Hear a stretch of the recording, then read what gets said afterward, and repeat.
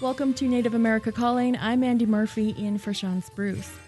A new international agreement just ratified by 60 countries is being called a monumental achievement toward protecting the world's oceans. The High Seas Treaty aims to reverse the harm to international waters from threats like overfishing, climate change, and pollution. The push aligns with many of the goals by Indigenous people all over the globe. We'll hear about what the agreement does and what the timeline for action is right after the news.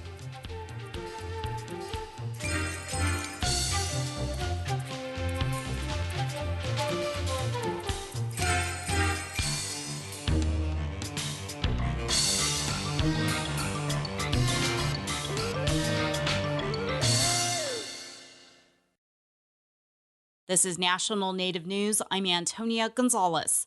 The Radiation Exposure Compensation Act, or RECA, was recently renewed. It provides compensation for uranium miners and people exposed to Cold War-era nuclear testing. In what could be a final round of applications, allegations of predatory representation and solicitation are on the rise, targeting tribal communities, as KJZZ's Gabriel Pietrazio reports. President Trump signed the RECA renewal on the 4th of July as part of his sweeping One Big Beautiful Bill Act. By the 5th, I started getting these calls. Immediately, Loretta Anderson noticed a problem. She's a tribal member from the Laguna Pueblo in New Mexico and says some attorneys and companies see RECA as an opportunity to cash in. They're not only going door to door, but they're also having meetings almost every week. This year marks 8 decades since the U.S. detonated its first atomic bomb at the Trinity test site in the New Mexico desert. Yet until now, no one in the Land of Enchantment could have ever filed a downwinder claim. They mined them, made billions of dollars off the uranium, and when it was all said and done, they just left our people sick, suffering, and dying. More than $2.6 billion has been already paid out for 42,000 claims since 1990. Members from 24 tribes account for at least 5,300 of those claims, most of which are linked to the Navajo Nation. Depending on their occupation or condition, claimants are eligible for up to $100,000, and that leads Anderson to worry about those very victims also falling prey to opportunistic third parties. They're all coming out of the woodwork. Again, this angers me. For National Native News, I'm Gabriel Pietrazio. Renewable energy provides a sizable share of power in some rural Alaska communities, but these are tough times to seek federal funding for wind and solar. Denali Commission Programs Director Jocelyn Fenton testified recently to a U.S. Senate committee about the energy needs in rural Alaska. She emphasized fossil fuels. Life in these villages depends on a fragile but vital infrastructure system. Small diesel powerhouses, bulk fuel tank farms, and water treatment systems. President Trump has paused or defunded renewable energy projects across the country. His 2026 budget would reduce funding for the Office of Indian Energy while disallowing any of it for wind, solar, or battery projects. The hearing in the Senate Indian Affairs Committee was entitled Unleashing Indian Energy. That's a twist on President Trump's executive orders that call for unleashing American and Alaska's energy. But for participants in the hearing, the nuanced message is that renewables should be unleashed too. Senator Lisa Murkowski, who chairs the committee, says government programs should not favor one energy source over another. The projects that we can get online quickest and quite honestly cheapest right now are wind and solar, and we do have several of these that are in that pause category along with some battery storage. The top Democrat on the Senate Indian Affairs Committee, Senator Brian Schatz of Hawaii, said his information is that the Office of Indian Energy is sitting on about $30 million, nearly half of the funds Congress appropriated for the fiscal year. The year ends in a few weeks, though some funds can be held over from one budget cycle to the next. The acting head of the office, David Conrad, said he's not discriminating against renewables with that money, just waiting for word from higher-ups in the administration that he has approval to spend it. I'm Antonia Gonzalez.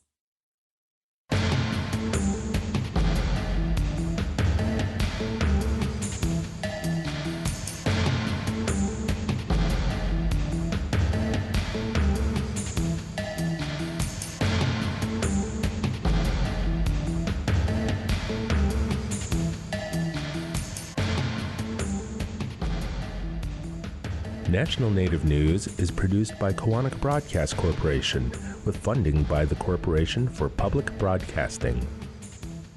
Support by Drummond Woodson, a full-service law firm whose nationally recognized tribal nations practice provides services to tribal nations and their enterprises and to companies that do business with tribes across the country. More at dwmlaw.com. Skugtash. For more than 40 years, Ramona Farms has revived ancient traditional foods, tepary beans, pinoli, polentas, and more, all from store.ramonafarms.com. Ramona Farms supports this show. Omye.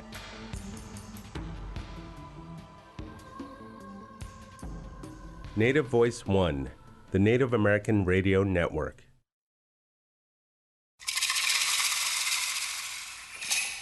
This is Native America Calling. I'm Andy Murphy, sitting in for Sean Spruce. A United Nations treaty is set to become international law after it passed its final threshold. The High Seas Treaty will be the first international agreement to safeguard marine life and ecosystems in vast areas of the ocean that lie beyond any one country's jurisdiction. International waters, or the high seas, account for about half of the planet's surface. The treaty creates a legally binding method to address threats to the ocean like deep-sea mining, overfishing, and pollution. Indigenous communities in the Arctic that rely on marine animals for subsistence hunting to Pacific Island countries experiencing rapid sea level rise are all closely watching future protections for the ocean. Today we'll get a perspective on what the treaty means for Indigenous people and the future of ocean conservation. You can join our conversation with your comments or questions by calling 1-800-996-2848. That's also 1-800-99-NATIVE. Joining us on Zoom from southern Spain is Guillermo Ortuño Crespo.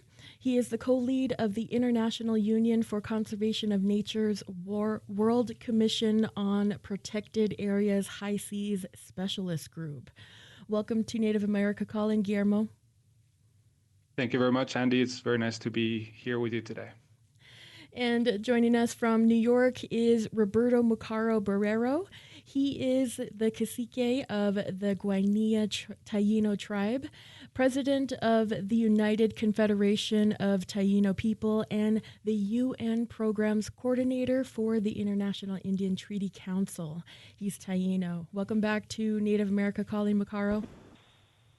Thank you, Andy. It's good to be here. Thanks for joining. Also joining us from New York is Solomon Kaho O'Halahala.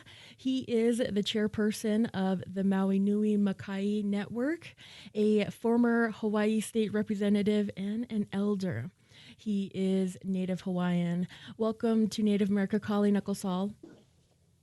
Hi, aloha, and thank you and mahalo for including me. Mm-hmm. And joining us from Anchorage, Alaska is Steve McLean. He is the managing director of the World Wildlife Fund U.S. Arctic Program. He is a Inupiaq. Welcome to Native America Calling, Steve. Thank you, Andy. It's my pleasure to be here. Steve, I want to start with you. The High Seas Treaty just cleared its final hurdle, and that's before becoming international law. Many environmental groups are calling this historic. What's your view on the treaty? Yeah, thanks, Andy. That's a great question. And you're absolutely right. And then it is a monumental and historic opportunity and achievement for ocean conservation. We really see the High Seas Treaty as a positive catalyst and opportunity for collaboration across international waters. And it's a turning point to bring about conservation and protections for 2/3 of the world's oceans that lie beyond national jurisdiction. And while the deep sea areas is about 2/3 of the world's oceans, it's only about 1% protected. Only about 1% of that area is protected. So we are very much looking forward to this opportunity to guide and see real change in marine conservation in those areas outside of national jurisdiction. Okay, and what does this do for Indigenous people, especially in the Arctic where you're based? This has a great chance to be very effective and impactful for the Arctic particularly. When you think about the Arctic, for so much of history, the Arctic has really been unavailable other than around the fringes because of the thick ice cover. As climate change brings warming temperatures, the ice is becoming thinner, and open water is much more prevalent throughout much of the year. And so this means that there's an opportunity for additional pressures to be present in the Arctic from further energy development, fisheries, tourism, scientific work. So there's a lot of things, novel pressures in the Arctic that haven't been seen before. So having a treaty like this that can protect the international waters of the Arctic Ocean beyond those areas of national jurisdiction is that opportunity to put protections and precautions in place before the pressures from industry are present and having a major impact. And we're very lucky in the Arctic that we've got some very strong indigenous representation that are part of the Arctic Council, part of the Central Arctic Ocean Fisheries Agreement. So a lot of these indigenous organizations are already used to being part of these international negotiations, and we really hope that this experience can be a model for how the High Seas Treaty is enacted around the world. Okay. And how would these treaties and the laws, how would they be enforced to protect marine biodiversity? Well, that's a great question. And the actual methods of enforcing remote marine protected areas is probably not the main challenge. We do have GPS and other satellite technologies that can track vessel activities.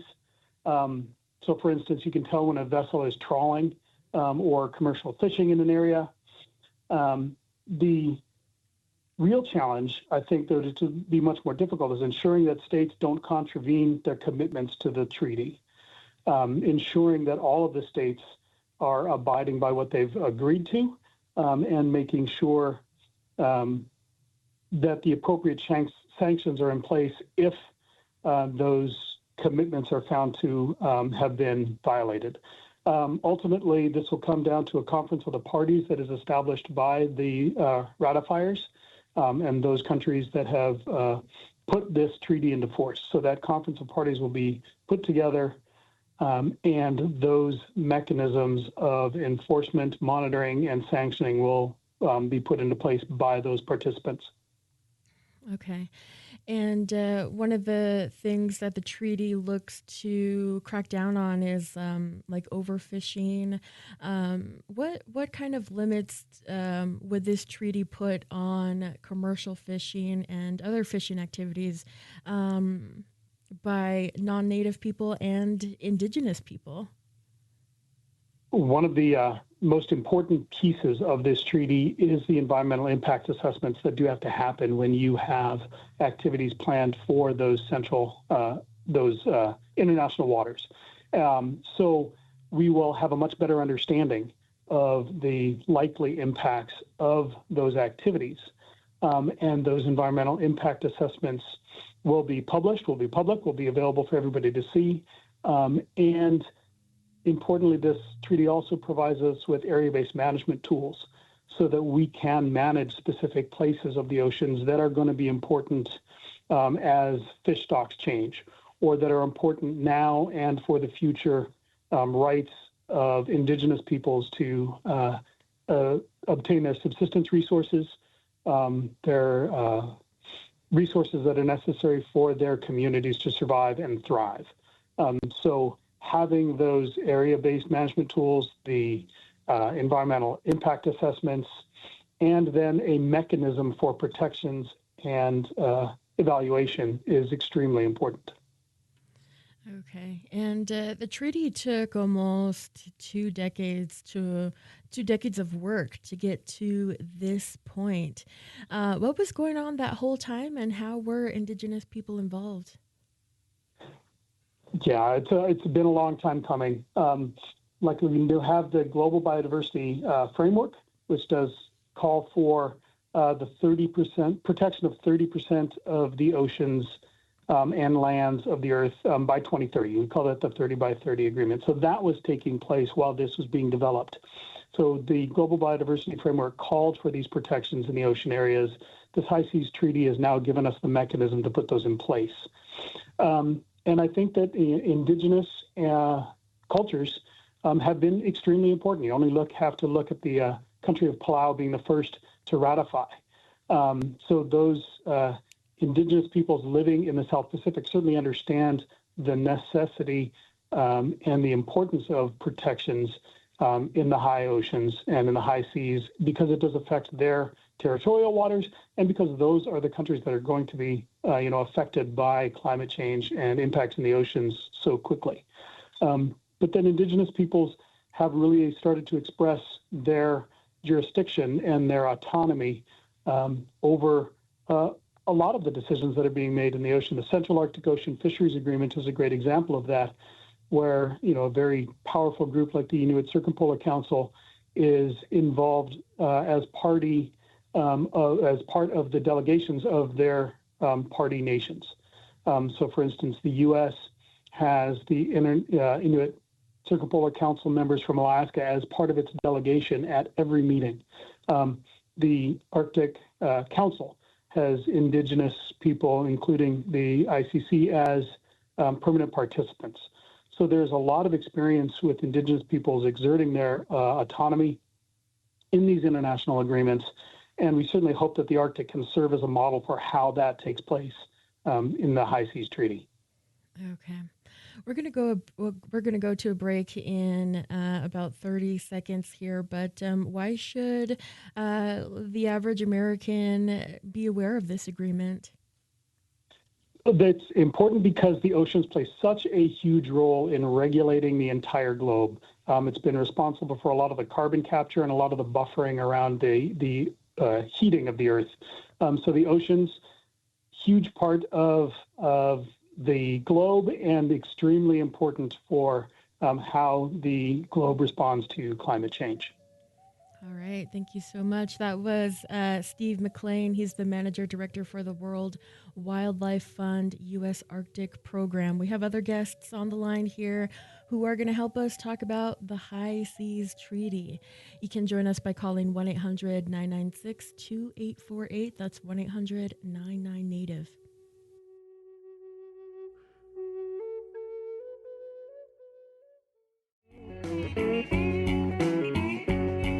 A Native-owned cafe wins a coveted New Mexico Culinary Prize. Wild rice harvests in Wisconsin are low again this year, part of a worrying trend.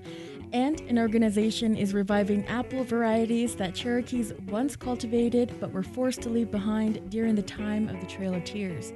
That's all on the menu on the next Native America Calling.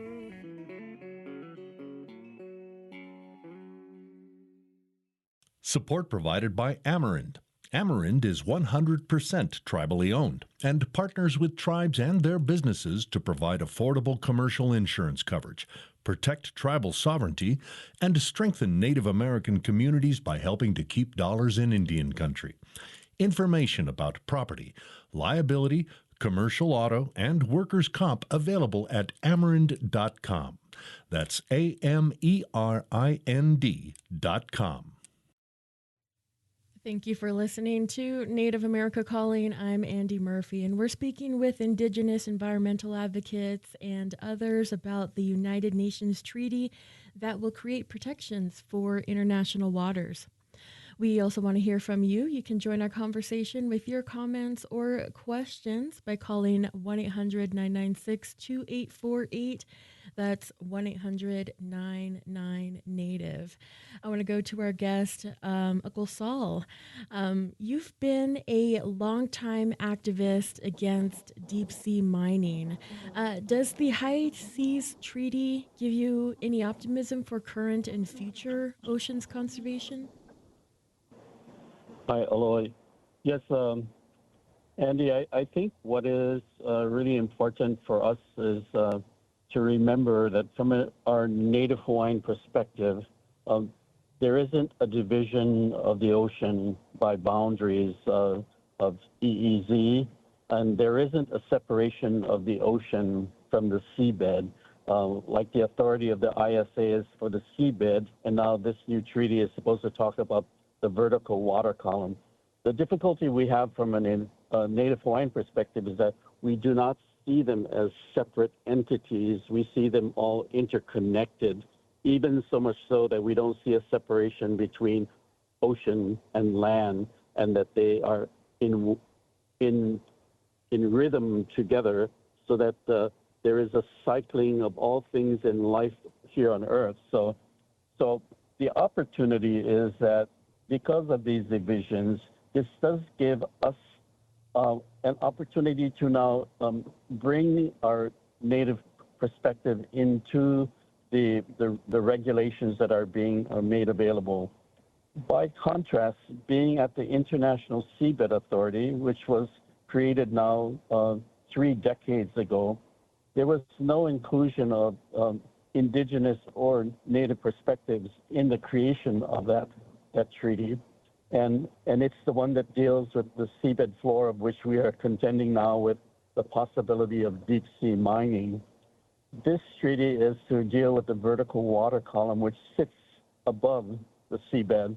And it is the one that is going to help us to talk about how we want to regulate the care and protection of the ocean beyond those imaginary boundaries of nation states. So it does mean that, in contrast, at this time, we have an opportunity to be included as indigenous and Native perspectives in creating the regulations and the rules that are being proposed to be put into force. Whereas in the ISA, it's been a struggle because that's been done 30 years ago with no anticipation of it being modified or changed, even though the conditions of the Earth have changed. So I absolutely think that this is the critical time in which the voices of indigenous people and the Native people need to be elevated, need to be unified in this process that talks about how we're going to take care and protect the ocean, which, as was stated, is protected at less than 1% at this current time. So absolutely, I see this as a positive step forward. Okay. You mentioned contrast. The major countries like the U.S., Russia, China, that must still ratify this treaty. The Biden administration was behind this treaty, but the Trump administration is not, or hasn't been responsive so far to this treaty.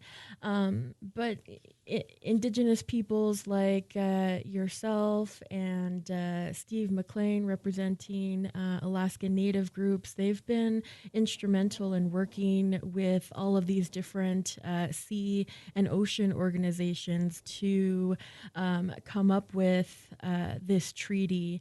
How does, not having, I guess, the support of the U.S., how does that maybe change things?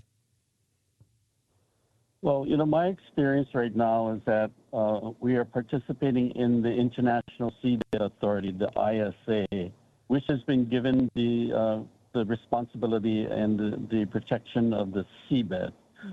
At that entity, the U.S. did not ratify the Treaty of the High Seas, so they do not sit in a capacity at the ISA to be a voting member. So they are merely an observer. The awkwardness of that is that as a Native Hawaiian, the perspective is that the U.S. is representing the voice of the indigenous people and the Native people of Hawaii. But in this particular case, they sit in a position as observer with no ability to make any decisions along with the council and the assembly of the ISA. And then we are now faced here at this new treaty, the BBNJ, of which in the last 2 meetings of the PREP Commission, the U.S. has been absent from any discussions with other nation states. So it makes it really awkward for us as the Native Hawaiian people whose home and whose lives are centered in Oceania. We are the most familiar with everything that the ocean represents in terms of providing resources and life for us. And this is our experience. We are seafaring navigators of the largest ocean on the earth. We have connected the largest area of islands on the planet. And now within the area of the ocean, there is challenges in terms of how to mitigate seabed mining. But now with this treaty, at least we have an opportunity to come forward and talk about what we would want to employ as Native peoples in the protection of the high seas. So I think our contribution at this time, along with that of the Arctic and every other area that touches the ocean, is to remember that fundamentally, if the ocean is a place of our source and our creation, as is stated in our genealogy, the Kumulipo, then we have, as the Native people, an inherent responsibility for its care. And in the care of these spaces, we do not see ourselves as dominant or having dominion over all things in nature. In fact, we see ourselves as part of nature. Therefore, our responsibility moving forward is to make sure that we are reciprocating with nature, whether it's land or sea, to be sure that what we receive in terms of our ability to sustain ourselves as human beings is that we also reciprocate with nature and we care for its continuous cycling. So we put back. And that is a Native perspective that I think has been lacking in these treaties for decades. So perhaps this is the time to try and elevate that relationship with the land and sea in this opportunity to look at how we would employ and create language that is going to be reflective of the Native Indigenous people in the care and the protection of our land and sea.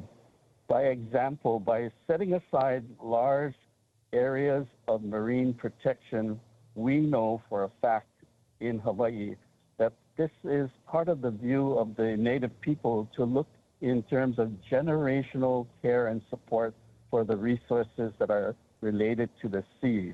And as a result of these protected areas, we have been able to demonstrate that our philosophy is to be aina momona, is to help make the resource fatten so that there will be much to be used to help support our ability to live. And by employing that kind of practice, we're mindful of how to gather, when to gather, what are the cycles that are supporting the resources for their continuation, and then be in touch and in rhythm with that so that we can ensure that we will be able to fatten the ocean as we move forward for the generations, and then the generations will be the beneficiaries of our actions today. Got it. All right, Solomon, thank you so much for all of this great information. I know you have to get back to things over at Climate Week happening in New York right now. So I want to go to our next guest here. We have Roberto Macaro Barrero. You're also in New York for Climate Week. What discussions are Indigenous people having this year on climate issues? Well, first of all, thank you for having me, and thank you to the other speakers. Just to extend my greetings, Taigwe, Dion, greetings, relative. These issues are so interlocked, right? Climate change, the new BB&J treaty, the Biological Diversity Convention. I think it's important that as Indigenous peoples, we're aware of what's going on, because these decisions at the end of the day can affect our people, not only presently, but our future generations. Okay. And does the High Seas Treaty have any effect on all of these other conversations that are happening there? Well, I think that it's coming up. We also have a UN water conference happening, and all of these things are touched upon. I think that Indigenous peoples, hearing that the treaty is now ratified, people are cautiously optimistic. I mean, we have to be realistic about what time we're in right now, as far as the state of the world and the political will. And as you stated in the questions to Uncle Saul, the effect of U.S. policy and how that really just really affects everybody everywhere. Really, I mean, there's no other way to look at it. We heard, and you can feel it. For example, when we were at the UN Oceans Conference earlier this year, you know, the lack of U.S. participation and the focus on reindustrializing or moving towards fossil fuels again and coal and this idea that deep sea mining is going to be another boom for everybody. I mean, these are things that not only indigenous peoples have to worry about, but the planet, because obviously if the ocean goes, we all go. So it is important. People are watching it, but I think there needs to be more communication between indigenous peoples working in the various forums. For example, we just had a discussion a little bit about this yesterday with the North American caucus that works with the CBD, or the Convention on Biological Diversity, bringing this up, letting people know what's happening. We'll be doing some more, as International Indian Treaty Council, we'll be doing some more info sessions on the treaty, showing people how it can maybe interact with other mechanisms and treaties as well. So yeah, there's a lot of talk going on, but there definitely needs to be more. You know, IITC was kind of at one of the indigenous organizations at the forefront of this PB&J treaty negotiation. At the end of the day, there's 33 mentions of indigenous peoples in the document. So as we move towards the preparatory conferences, this next preparatory conference, you know, these are, as Uncle Saul said, these are where we'll have an opportunity to try to put in our input to help build a better mechanism so that indigenous peoples can benefit. You know, right now we're not going to see much, but as this treaty develops, as it works, and again, depending on the political will, we'll really be able to see how this is going to impact people, or is it just going to be another vehicle for exploitation? Okay. All right, we're talking with Mukaro. He's the president of the United Confederation of Taino People and the UN Programs Coordinator for the International Indian Treaty Council. Mukaro, how have Indigenous people informed this treaty so far, and how is that different from maybe 20 years ago when these kind of negotiations were getting started? Well, I think, as I said, you know, you can see how impactful indigenous peoples were. This treaty has 33 mentions of indigenous peoples, and that was largely, because of the lobby of organizations like International Indian Treaty Council, individuals like Uncle Saul and others, but also because we've had the support of Pacific Island states, especially in this last round. They were very supportive of indigenous peoples. And when you have a group of countries that are also supporting and have like mind when it comes down to negotiation, that helps out overall.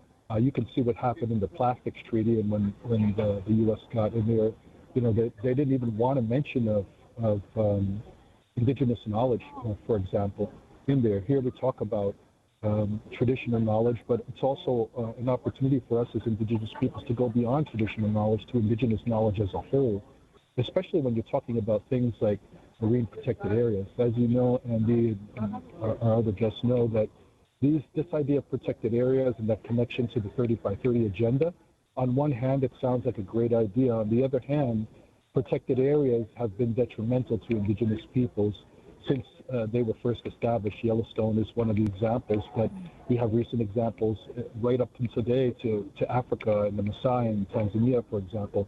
So we really want to be there at the beginning of these discussions so that when they talk about marine protected areas, they can also take into consideration indigenous peoples and how we manage our resources. As you know, and as Uncle Saul was saying, you know, for us, especially as Taino people, for us, the ocean is not a resource, it's a source, right? For us, we have a lot of our spiritual understandings connected to the ocean. So there's various levels of why this is important. But at the end of the day, look at what the ocean provides as far as the economies, food security, as mentioned, this idea for carbon sequestration. All of these things are important, and we need to be a part of the conversation. And we also need to monitor that this treaty will be implemented in the right way, in a way that benefits our people, not brings more challenges. Okay. One study by the Yale School of Environment found that nearly all Puerto Ricans are very worried or somewhat worried about climate change. How could this treaty benefit your own community in Puerto Rico and the Caribbean? Well, I think the countries in the Caribbean, they're part of this, what's called the small island states, developing states. And obviously the Pacific, as Uncle Saul mentioned, has a big stake in this, but the Caribbean are other islanders who have a big stake. And so many of the governments are seeing this as, this treaty is crucial because, by protecting the high seas, which for them, they look at as the ocean as a provider of essential ecosystem services. It strengthens regional food security, and also it helps in the focus on climate resilience. All right. We'll be back after this break. We are talking about the High Seas Treaty. You can join us by calling 1-800-996-2848.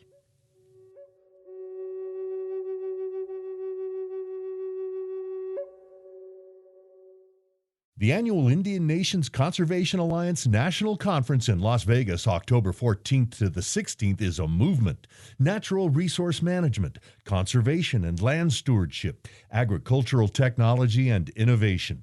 Internationally acclaimed regenerative rancher Alejandro Carrillo will speak on ancestral land practices and sustainable food systems. Info and registration at inca-tcd.org. INCA supports this show. You're listening to Native America Calling. I'm Andy Murphy, and we're speaking with Indigenous environmentalists and others about the International Agreement on Ocean Protections, known as the High Seas Treaty. You can join us with your comments or questions by calling 1-800-996-2848. That's 1-800-99-NATIVE. I'm going to go to our guest. Joining us from southern Spain, we have Guillermo Ortuño Crespo. He's the co-lead of the International Union for Conservation of Nature's World Commission on Protected Areas High Seas Specialist Group. Guillermo, you have a background in marine biology. What's been the response from the scientific community on the High Seas Treaty?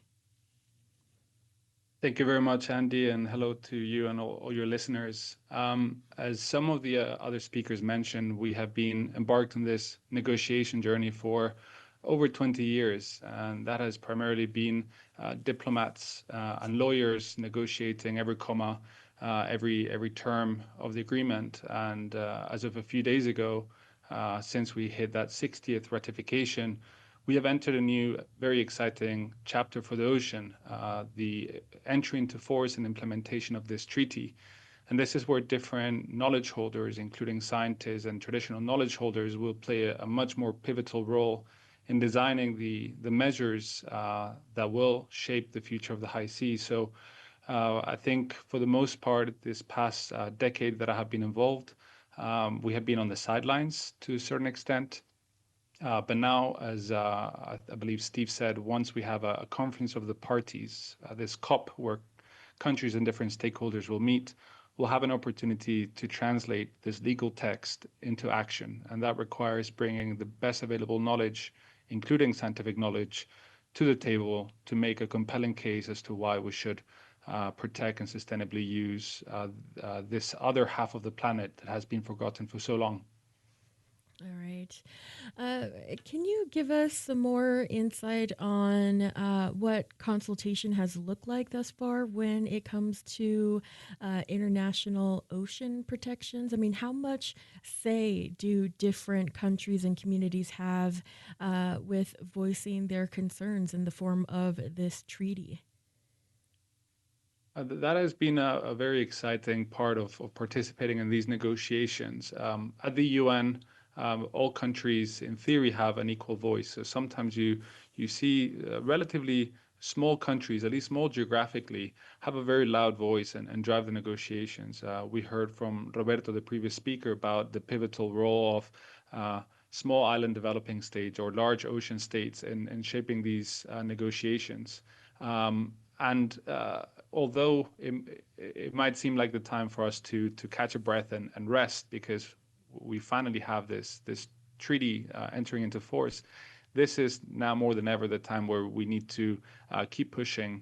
And for those champions who've brought us to where we are today, to bring more voices on board and to make sure that this treaty isn't just another multilateral environmental agreement that isn't implemented properly. This is the time to get creative and for more voices, including non-state actors, join the conversation at these COPs. All right. Can you talk a little bit more about how these treaty negotiations and what everybody's going to be agreeing to? How will it be enforced? That's a really good question.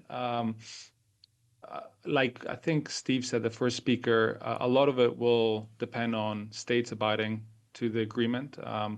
Unfortunately, the high seas is a global commons, and not all actors have the same interests or hold the same values or relationship to the ocean. So while we might be able to hold those states that ratify the treaty accountable for their actions, those that do not ratify it, it's going to be a little bit more difficult to make sure that their activities do not undermine everyone else's progress.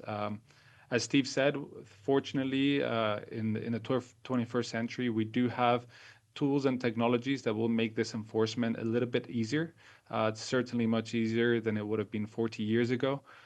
So we at least will have more eyes on the water in the high seas to make sure that those countries who do end up creating protected areas or other forms of spatial protection are not undermined by those who would rather reap economic benefits from these global commons. But this is a long journey ahead of us, and whether it's the design of these measures to how we monitor them, I think we're all embarked on a learning journey together. Yeah, I like to say that the time of diplomats negotiating is over, and now it's the time to put this treaty into practice, which will come with a lot of hurdles and opportunities. All right, and have there been other treaties and international agreements in the past, and how have they worked and not worked? So I would say that international ocean governance is relatively young when it comes to the United Nations.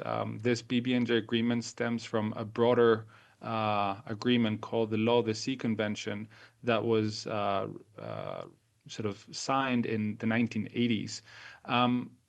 And to be very honest with you and the listeners, we have some success stories and we have some stories that are not so successful. It depends on the treaty. It depends on which actors are engaged.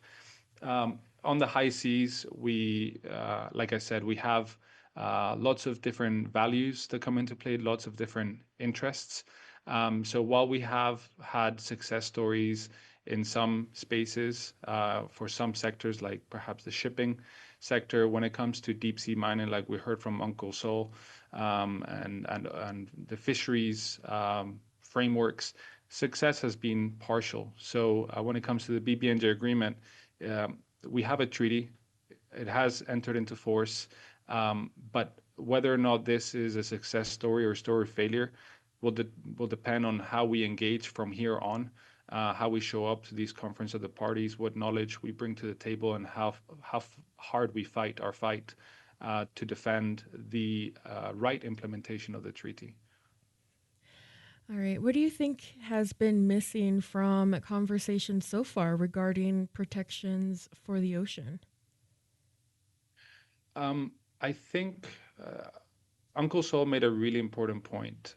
Despite the successes over the past 40, 50 years in international ocean governance, we have divided the ocean with these artificial lines. We have divided the ocean horizontally between exclusive economic zones and the high seas, as well as vertically.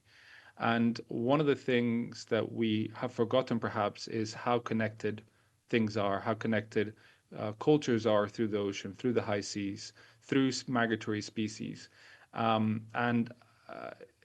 It's the challenge ahead of us is how do we get folks in Chile who share species with Hawaii, which in turn share that same species with the Philippines. How do we get them around the same table, speaking the same language in terms of values, and getting them to agree? So reminding everyone that these frameworks have created artificial boundaries, and that the challenges that we face, whether it's climate change or overfishing, cross jurisdictional boundaries and affect us back home.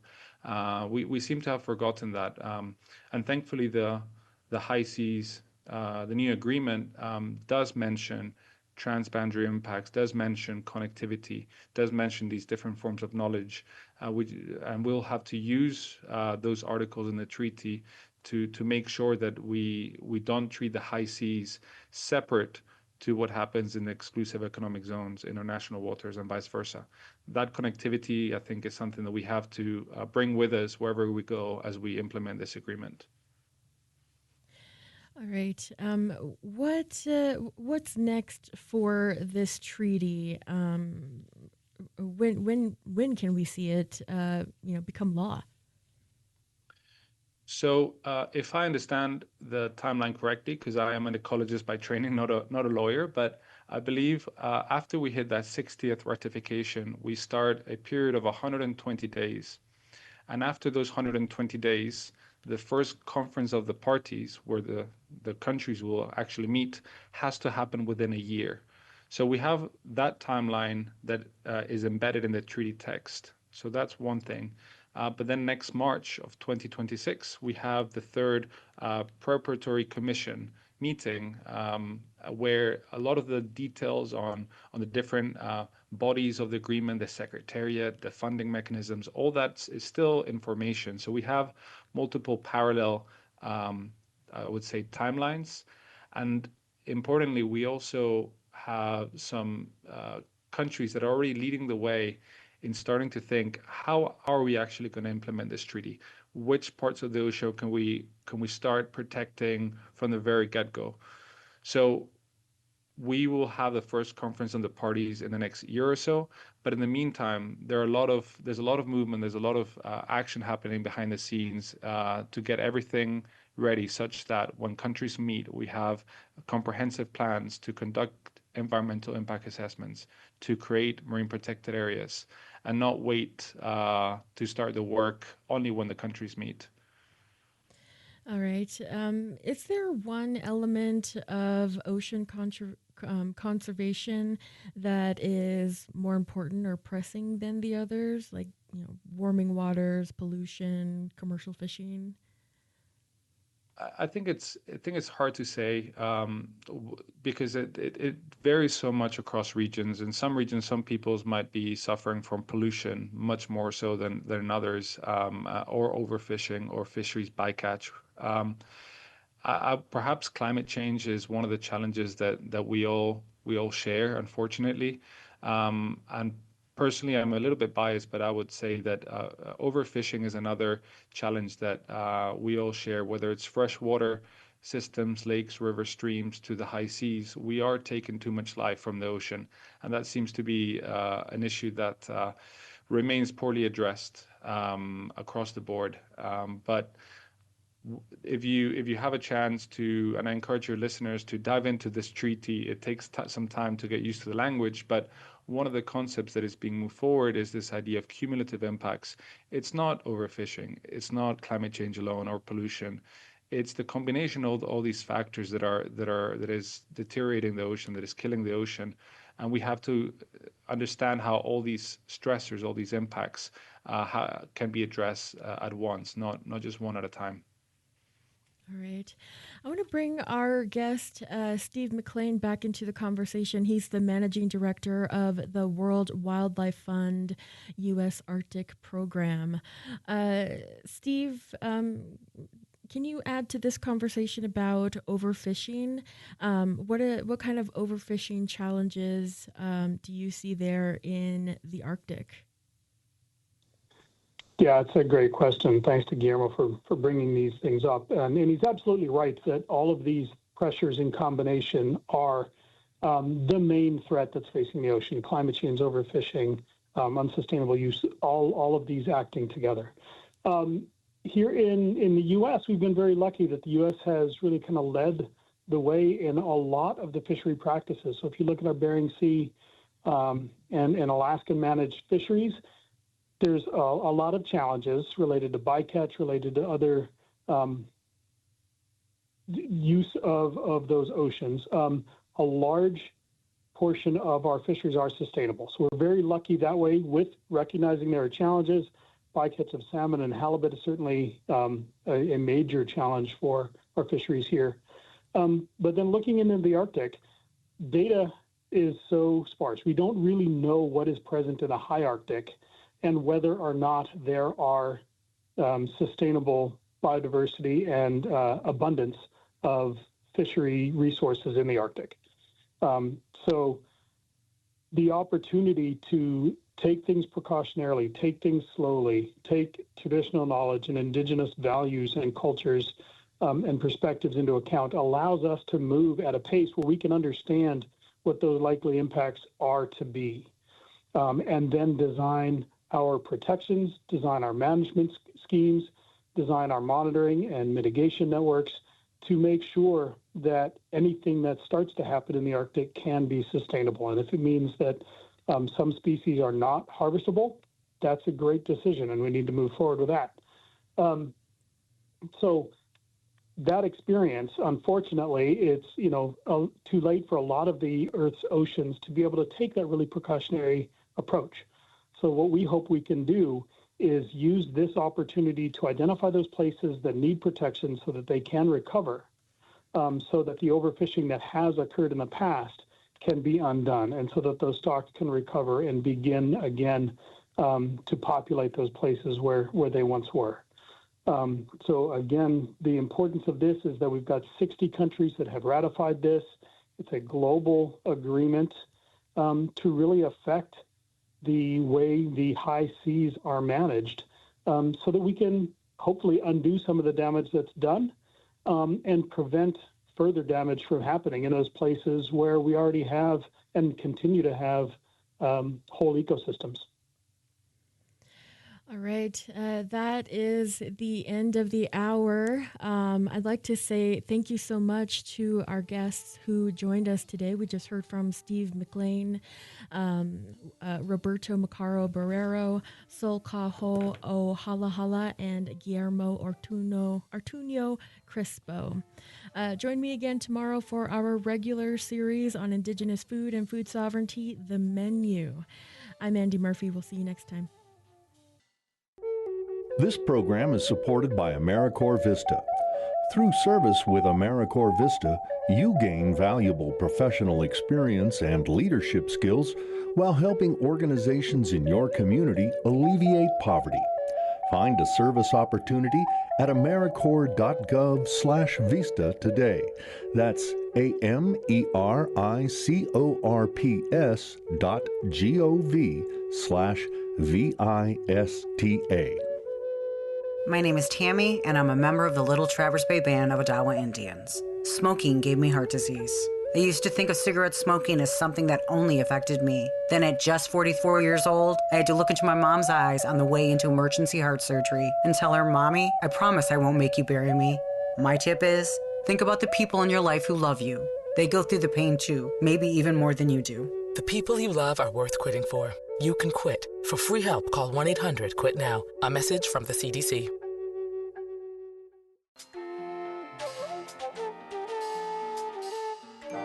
Native America Calling is produced in the Annenberg National Native Voice Studios in Albuquerque, New Mexico by Koahnic Broadcast Corporation, a Native nonprofit media organization. Funding is provided by the Corporation for Public Broadcasting with support from the Public Radio Satellite Service. Music is by Brent Michael Davids. Native Voice One, the Native American Radio Network.